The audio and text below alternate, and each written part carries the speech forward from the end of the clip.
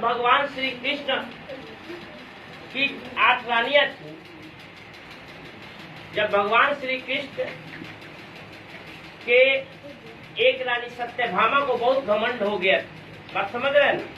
सत्यभामा को बहुत घमंड हो गया कि हम अपने कृष्ण को कोई कृष्ण के लिए कुछ भी कर सकते हैं और कृष्ण मेरा ही हम। तब नारद मुनि से हेल्प लिया गया। उस समय द्वापर युग भगवान श्री कृष्ण नारद मुनि को हेल्प लेते हैं। सत्यभामा से वचन लेते हैं नारद मुनि कि जो मैं दक्षिणा में मांगूंगा उसे आपको देना पड़ेगा। सत्यभामा हाँ कर देती है। नारद मुनि कहते हैं कि एक काम करो तुम, श्री कृष्ण के वजन जितना है उतना सोना दान करना होगा हमको दक्षिणा में। श्री कृष्ण एक तराजू पर बैठ गए, दूसरे तराजू पर सोना रखा गया। सारी सोना समाप्त हो गई, सारे धन दौलत समाप्त हो गए, लेकिन श्री कृष्ण का तराजू उठा नहीं। सत्यभामा बहुत व्याकुल हो गई, ये कैसे हो सकता है? लेकिन सत्यभामा को शायद ये पता नहीं कि संसार के तीनों लोगों का भार लेकर के बैठे हुए श्री कृष्ण भाव विभोर हैं, वो भाव से मानते हैं, वो तुम्हारे दान चढ़ावे से नहीं। जब वो व्याकुल हो गई, उसका जो ये था संकल्प था वो टूटने लगा। तब माता रुक्मणी को वो कृष्ण भगवान इशारा करते हैं कि अब तुम अपना काम करो। माता रुक्मणी आती है और एकमात्र तुलसी का पत्र तराजू पर चढ़ाती है। आप सोचो कितना भारी है। और भगवान श्री कृष्ण उठ जाते हैं, दंडी बराबर हो जाता है। बात समझ रहे हैं?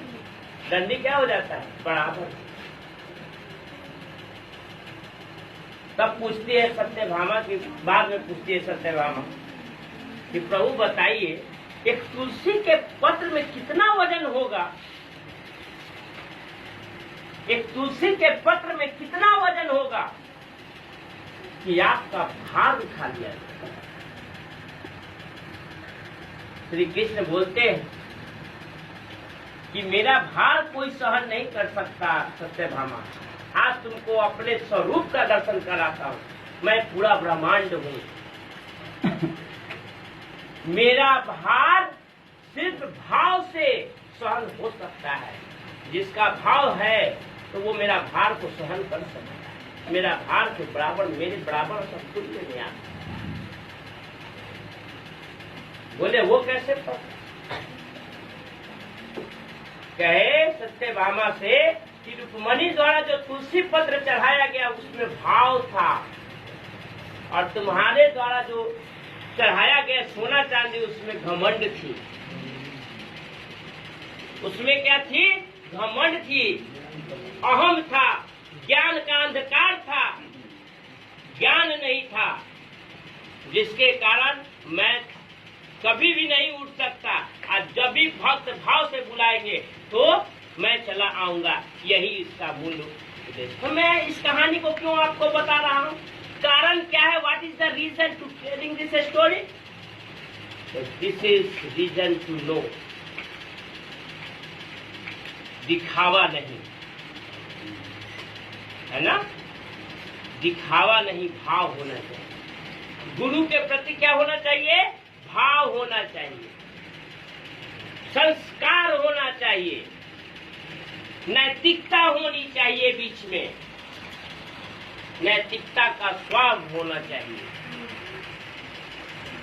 पिता और पुत्र जैसी व्यवहार होनी चाहिए। पिता और पुत्री जैसा